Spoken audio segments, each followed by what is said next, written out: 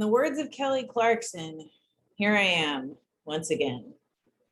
But I'm not torn into pieces, so I guess that's good. That's Kelly Clarkson, right? Should have researched that first. Oh well. Welcome to another one of these thrilling and exciting videos. Today I will be discussing a very brief toenail in the water general overview of gender theory as it relates to the readings we'll be discussing for our class today, which are Benazir Bhutto's Male Domination of Women and Ursula Le Guin's A Left-Handed Commencement Address. So without further ado, I'm going to take it to the share screen. But before I do, I always like to remind you all to pause where you need to pause to take notes in this video. Also, message me, email, Instagram, Canvas messaging, office hours. Those are all great ways of getting a hold of me if you have any questions or concerns about any of the things I discuss. All right, so we will take it to a share screen. Let me start the slideshow from the beginning. So again, this is like the most general introductory discussion of gender theory. We're not getting into anything crazy here. Gender theory, at least in the West, has been around for over 2 centuries, with the landmark of gender theory beginning with Mary Wollstonecraft's A Vindication of the Rights of Women. So this is not something that's brand new that started yesterday. There are over 2 centuries of writing and theory and work and ideas on this subject. And I'm not a scholar on anything other than Western-based gender theory, but I'm sure that, you know, in other parts of the world, it's been going on just as long, if not longer. So people who think that, you know, some of this stuff just started happening yesterday, that's actually not the case. We've got a lot of ground to cover in gender theory. However, today we're just going to be talking about, like I said, just the very tip of the iceberg. So keep that in mind when we're looking at some of these texts, and I'll explain why as we go through it. So what is gender? Gender refers to learned patterns of behavior and action as opposed to that which is biologically determined. So I'm sure plenty of people are aware the difference between gender and sex, but if not, we'll do just a very quick rundown. Sex is what, you know, the hormones, genitalia, all that you are born with. That is different than gender. Gender is it is a preference. It is an expression. Judith Butler, a very famous gender theorist, calls it a performance, right? It's how we wish to perform ourselves. So we have to make sure that we are separating those two, because certain people, and you know, this is not just some random person coming on your screen telling you this. This is years of sociological, scientific, and theoretical study that speaks to the difference between gender and sex. So gender is what we're going to be talking about. We're not going to be talking about biological sex. You can save that for a biology class, of which I am not an expert. But gender is these learned patterns of behaviors and actions. This preference, this performance, this adornment, whatever you want to call it, right? It is a preference. It is a means of expressing oneself. It is not biologically determined. Gender is not sex. And we really have to keep that in mind when we talk about gender, because even in my time as someone who's been studying gender theory for over 2 decades, a lot of discussions around gender and around gender expression have become incredibly nuanced and incredibly complex. And it's, as someone who applies this study to theory and literature and all these wonderful things, it's beautiful to see, right? It's beautiful to see fields grow and more discussions happening exponentially about some of these topics. not everyone feels that way. And again, I'll talk about sort of how and why being reticent or being hostile or being defensive to some of these ideas is not very helpful, and not just in terms of it's, I'm not talking about any sort of like moral or ethical or like cool points or whatever. I'm talking about critical thought, because that's always what we come back to in these writing courses, is the ability to think critically. And so in a moment, I'm going to hopefully demystify some of these discussions around gender that some people find difficult to have, because to be totally honest, some of our toolboxes in talking about gender are not very big, right? And so we feel weird, or we feel uncomfortable, or we feel threatened to talk about it. And it shouldn't be a threatening thing. It's just, it's a thing, right? It's a thing. It exists. So let's dive in. All right, so let's talk about the word patriarchy, because we're going to be seeing discussions of patriarchy in these readings. And I want to make sure that, again, we're all on the same page as far as understanding what patriarchy means. Patriarchy comes from a term that literally means the rule of the father. And it's not the same as, but it's associated with things like patrilineal society,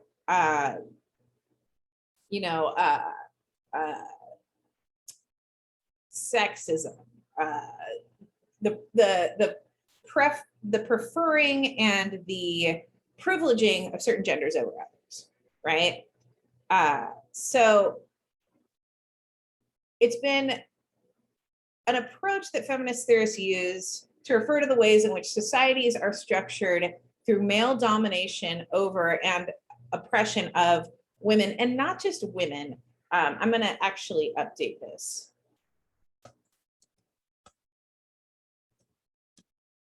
Any people who do not identify as male, okay?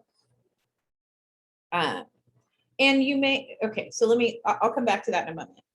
Patriarchy therefore refers to the ways in which material resources and symbolic resources, meaning income, wealth, power, are unequally distributed between men and again, anyone who does not identify as male.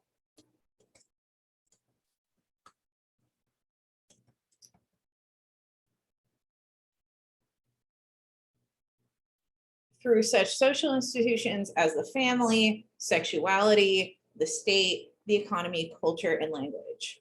And this comes from Andrew Edgar and Peter Sedgwick's Key Concepts in Cultural Theory. So again, this is stuff that is researched, that has been a topic of discussion among scholars for decades, if not centuries. So again, this isn't somebody with like an opinion on Instagram going, men are bad. So get that thought out of your head, because I know that's where some of us want to go with this. And unfortunately, that's not helpful for any of us, men included. Here's why.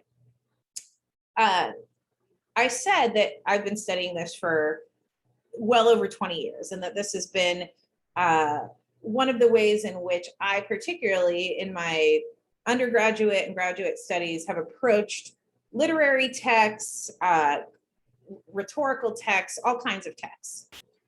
And I've noticed a few things in those 20 years. And so when we talk about societies being structured through male domination over an oppression of anyone who's not identifying as male, we're not saying, oh, men are bad, right? We're not saying that. We're saying that this is not only an ideology in the mind, but an ideology through practice, through the things we all do every single day, that reinforce this. So for example, we've never had 9 women on the Supreme Court. We've had 9 men, never had 9 women. We've never had a female president. We've had plenty of men. We have 1 female vice president of color currently, the first one in our country's, 2.5 decade existence, or 2.5 century existence. Women statistically women and people who don't identify as men statistically make less on average than their male counterparts. In California, that wage gap is closer than it is in other places. It's like 89 cents to the dollar, but it's still a wage gap. It's still not equal. And yes, you'll get those people who say that's not real. The wage gap is a myth. It's not a myth. Just do some very cursory sociological research on a scholarly website, AKA not a Googled website that some billionaires trying to sell you some ideas on. And you'll see that all of these things are the case, right? Just read through some history. You'll see that all of these things are the case. But are we saying that all men are bad and all men treat women horribly, and that's the end of the discussion? No, what we're saying is we as a society, everybody in this society, men, women, people who are gender non-binary, gender non-conforming, people who are trans, people who identify across the gender spectrum, all ages, ethnicities, cultures, socioeconomic incomes, walks of life, we've all implicitly agreed through the way that we've structured our society that men get to be at the top. So that includes women. That includes the very people who don't benefit from this. And there are a number of ways, again, that this is achieved day in and day out, okay? We see it as normal, we see it as natural that this is the case, when really it's an artificial, structured social institution. It's part of our culture, and we all have created it that way. Does that mean that men get privilege in ways that people who don't identify as male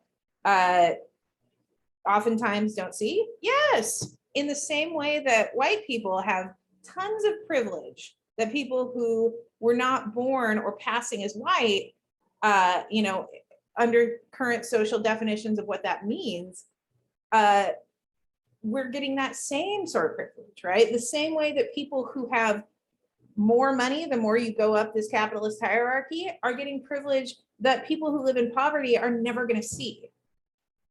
In other words, we're constantly talking about hierarchy, we're constantly talking about power, and within those discussions of hierarchy and power, we're talking about things like privilege and oppression as well.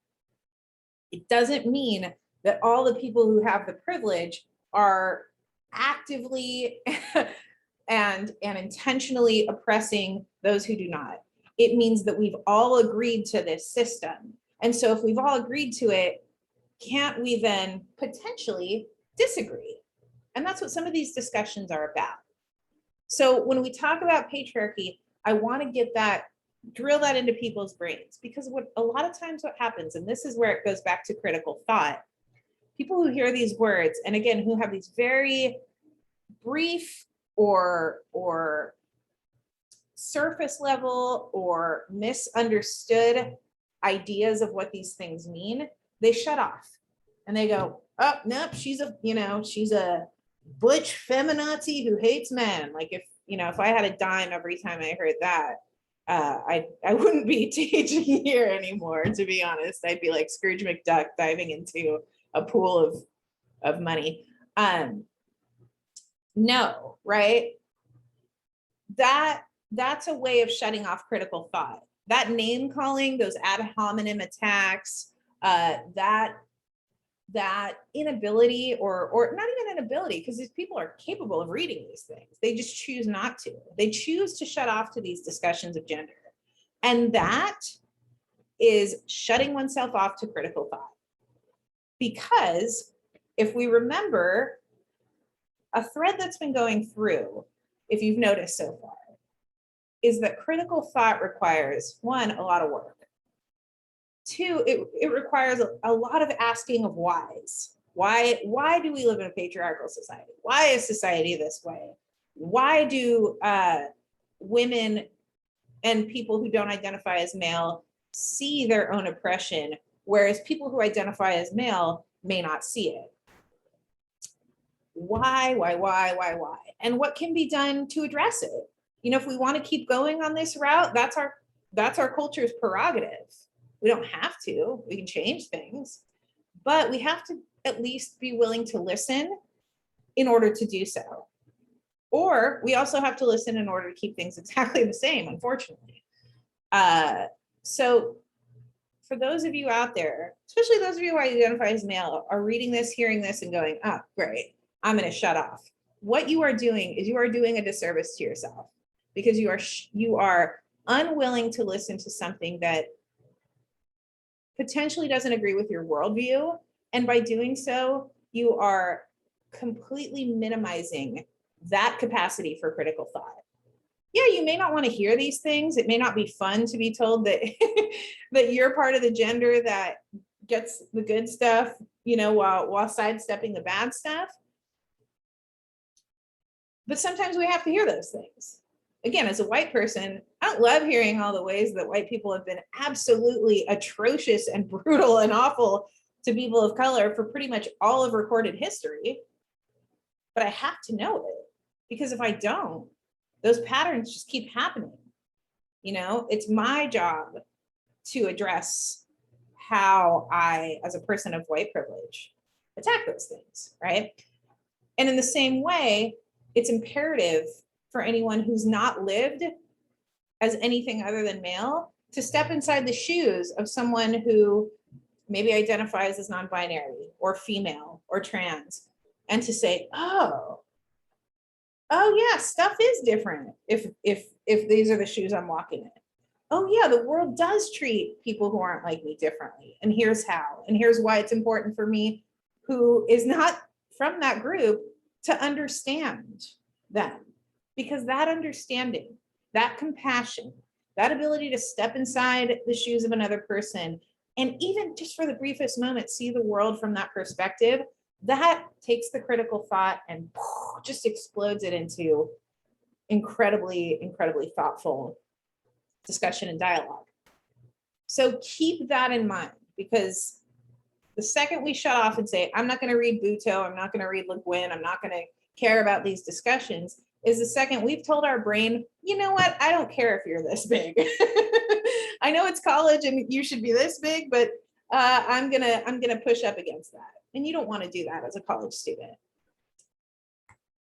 All right, so then we have feminism. And again, regardless of where you come from and what maybe some cultural connotations, positive, negative, or neutral, that you've had with this word, here's what it actually is. Feminism seeks to liberate women, and again, anyone who doesn't identify male, and even men. But for the purposes of the term feminism, we're going to talk about women. It's liberation from gender subordination. It seeks to reconstruct society in such a way that patriarchy is eliminated, because patriarchy is literally not gender equality. Gender equality is gender equality. So if we eliminate patriarchy and we have equality amongst all genders, that's where we want to be. If you subscribe to this philosophy, it seeks to create a culture that is fully inclusive of women's desires and women's purposes. I'll just give one of the 10 billion examples that come to mind when I think about this. Think about how many times you see some sort of male biological processes being discussed on television, right? Whether that's like excretion or gas or some sort of sexual act, you know, men's nether regions are discussed and joked about ad nauseum. How many times then have you seen an actual woman having menstruation on television? I'm talking about, you know, menstrual pads, I'm talking about tampons. How many times have we actually seen that in our lives? Of all the images we see on television, maybe once. And why is that? I mean, if a gigantic chunk of our population goes through a menstrual cycle at some point in their lives, it's pretty common, right? Like, not newsworthy at all.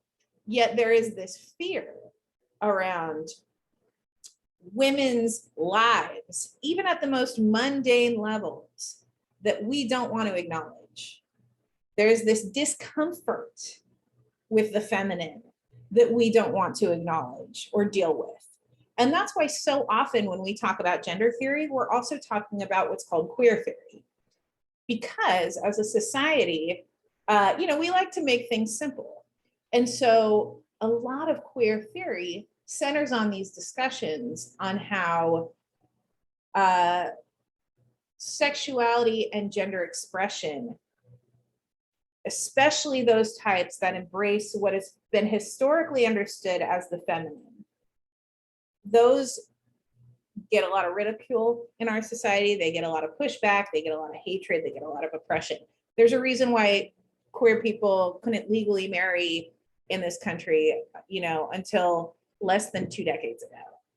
Again, 250 years or so of a country, and a whole swath of people couldn't marry.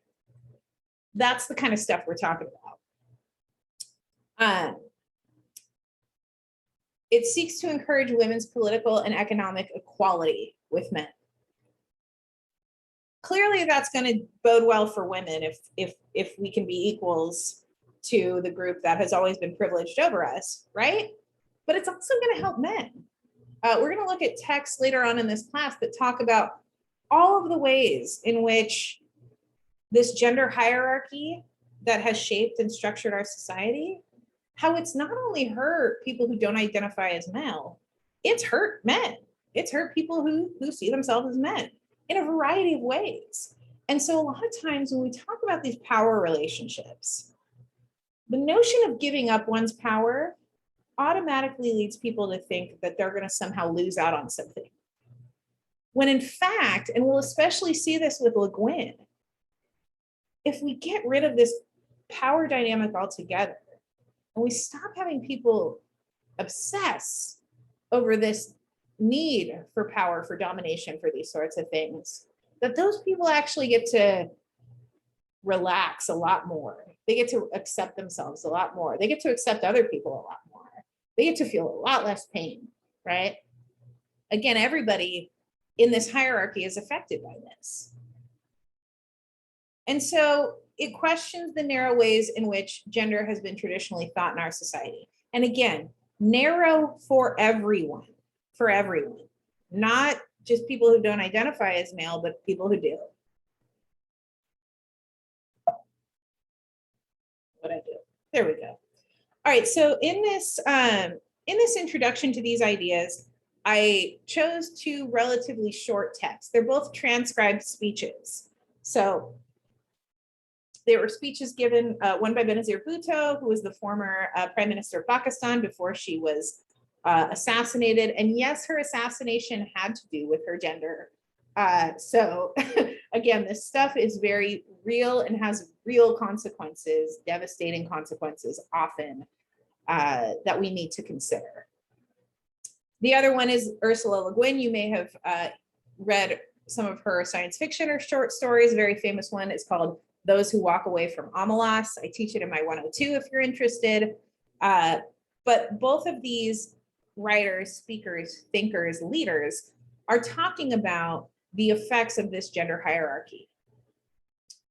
And so before you get to reading them, before you read Bhutto, I want you to think about, because Bhutto talks about what we now will call an intersectional approach. That wasn't really the term for it in her time when she was alive. She passed away in 2007. But we'll call it that because Bhutto is talking specifically about international women's issues, particularly women of the global majority. And of those women of the global majority, we're talking about Muslim women. But she's also talking about women's issues worldwide. So before we get into Bhutto, I want you to just either write down or think about, what do you know about Islam as a religion? And what are your thoughts or feelings on Islam? And what is that informed by? How did you come to those thoughts or feelings about Islam? You know, in our American society post 9/11, as someone who, I was actually in college when 9/11 happened, to look back at some of the just horrendously Islamophobic, anti-Arab discussions that were going on, that had nothing to do with what happened on September 11th. It was scary. It was really scary to know that some of the first people who died, in what now is being called the War on Terror, which, in itself kind of insinuates or equates Islam with terror, when we actually know that the majority of domestic terrorists in the United States are straight white males. How all of that shaped people's limited understanding of Islam and of people who come from Arab countries and of the variety, right? There's there's almost 2 billion people who identify as Muslim. A billion, it's like some huge number, right? Some giant portion of the worldwide population. And so to assume all of these negative things and to make those people so tiny and small as a group, again, is walking away from critical thought altogether. So Bhutto is talking as a Muslim about Islam and about women's experience in Islam and women's experience outside of Islam. But we don't know who Benazir Bhutto is other than what I've told you about her. For most of us, maybe one or two of us have a little background knowledge. So I want you to do some cursory research and find out what you can about Benazir Bhutto. Because we should know a little bit about the people who are speaking to us, who are giving us these arguments. That's what we should do with everything. Whatever information we get, we should ask, who's telling me this? And why are they telling me this? Sometimes it's for great reasons. Other times, if you're going onto the 4chan, QAnon, Alex Jones side of the internet, it's for absolutely atrocious and awful reasons. So keep that in mind. So in Male Domination of Women, this transcribed speech by Benazir Bhutto, who is here on the right, I want you to consider the following questions as you're reading. In what ways does she acknowledge that Islam has empowered her as a woman? And it's interesting, with the discussions around Afghanistan, a different country, not Pakistan, where she's from, right? But in an area closer to the world than where we are, we have these discussions going on even today about Islam and women. How does she acknowledge that Islam has empowered her as a woman? Why do you think she shares the following quote from Dante, an Italian writer, of the Western tradition, who writes the Divine Comedy? She says the hottest place in hell is, or she quotes him saying, the hottest place in hell is reserved for those who remain neutral in times of moral crisis. Why do you think she says that, given the context of the rest of her speech? Be able to know, make sure you know the speech's setting and its audience. Make sure that you can explain what Bhutto means when she says, freedom of choice alone does not guarantee justice. Again, as it applies to gender, but also as it applies to Islam and religious freedom. Equal rights are not defined only by political views. Justice is political liberty. Justice is economic independence. Justice is social equality. What's that mean, right? But you have to read the entirety of her speech transcript in order to get it and to engage in critical thought. Then we have Ursula Le Guin. And Ursula Le Guin's different. Le Guin is talking to, in 1983, to a group of largely female graduates of Smith College. And so if you've read Le Guin, awesome. If you haven't, totally fine. But take a few minutes to think about or jot down the gender with which you identify. And it doesn't matter what it is, where on the spectrum of gender you identify. But if we're always thinking in these terms of power and success, and I'll even say hierarchy, from where you're coming from, wherever it is on the gender spectrum, what problems could arise for you, for others, if that's what we're always thinking in terms of. And then once we read Le Guin, as you're reading or after you're done highlighting, annotating, and all that stuff, consider the following. Why do you think, again, speaking to this audience, why does she want to talk about weakness and failure?